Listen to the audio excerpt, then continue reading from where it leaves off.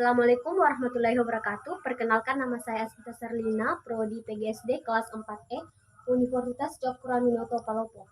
Di sini saya akan mempraktekkan simulasi RPP mengajar mengenai ciri-ciri makhluk hidup. Baik, Assalamualaikum warahmatullahi wabarakatuh. Selamat pagi anak-anak. Siapa di sini yang sudah sarapan? Oke, sudah semua ya. Hari ini kita akan melanjutkan materi minggu lalu yang judulnya ciri-ciri makhluk hidup. Sebelum kita mulai, kita berdoa dulu ya. Berdoa dimulai. Berdoa selesai. Sebelum kita lanjut, Ibu absen dulu ya.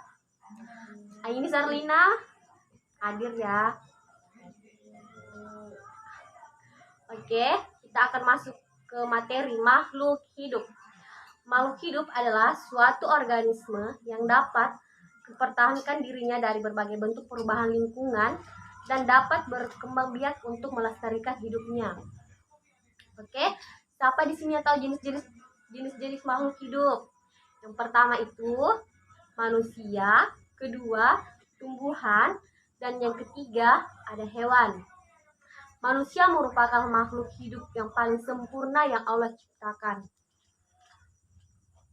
Kemudian kita masuk ke ciri-ciri makhluk hidup. Yang pertama itu bergerak, dan yang kedua bernafas, yang ketiga mengalami pertumbuhan, yang keempat berkembang biak, yang kelima makan dan minum, dan yang keenam peka terhadap rangsang. Oke. Yang pertama itu bergerak. Makhluk hidup memiliki kemampuan bergerak tanpa adanya bantuan dari pihak lain. Bergerak terbagi menjadi dua, yaitu bergerak aktif dan bergerak pasif. Bergerak pasif yaitu proses pertumbuhan posisi dari satu tempat menuju tempat lainnya, contohnya berjalan, berlari.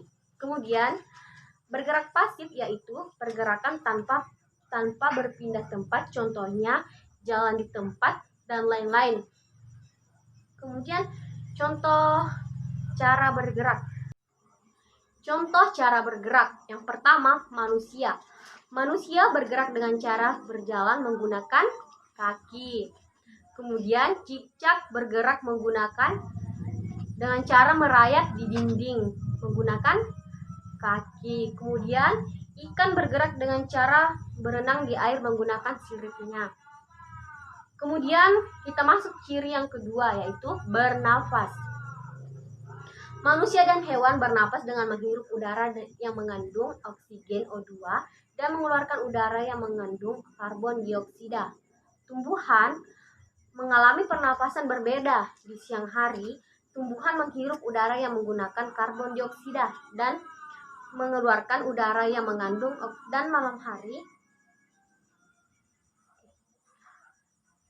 Kemudian alat pernapasan makhluk hidup. Pertama, manusia bernafas menggunakan paru-paru. Kemudian ikan bernafas menggunakan insang. Yang keempat, tumbuhan bernafas menggunakan stomata atau mulut daun dan lentisial.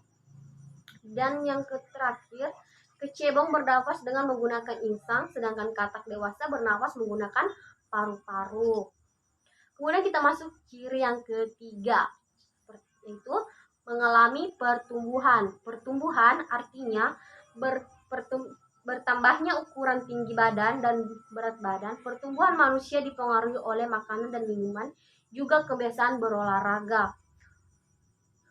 Contoh pertumbuhan makhluk hidup yaitu dari ayam, kemudian menghasilkan telur, kemudian telur menetas, dan setelah telur menetas menjadi anak ayam, dan begitu terus berulang. Dan ciri yang keempat, berkembang biak. Berkembang biak adalah kemampuan makhluk hidup untuk menghasilkan keturunan. Tujuan berkembang biak adalah untuk melestarikan sejenisnya. Kelima, makan dan minum. Makhluk hidup memerlukan makan dan minum yang bergizi, bersih, dan sehat sehingga tubuh memperoleh energi agar bisa melakukan aktivitas. Dan ciri yang terakhir yaitu peka terhadap rangsang. Contoh rangsangan pada makhluk hidup yaitu pada pupil mata manusia akan mengecil dan secara spontan biasanya. Oke, sampai sini ada yang perlu ditanyakan atau kurang jelas? Bisa bertanya, silahkan. Oh, kalau tidak ada, Ibu kasih tugas ya. Silahkan buka halaman 50 dan kerjakan soal dan dikumpul minggu depan. Perhatikan. Baiklah, itulah materi kita hari ini. Ibu tutup dengan ucapan wabillahi taufiq wal hidayah. Wassalamualaikum warahmatullahi wabarakatuh.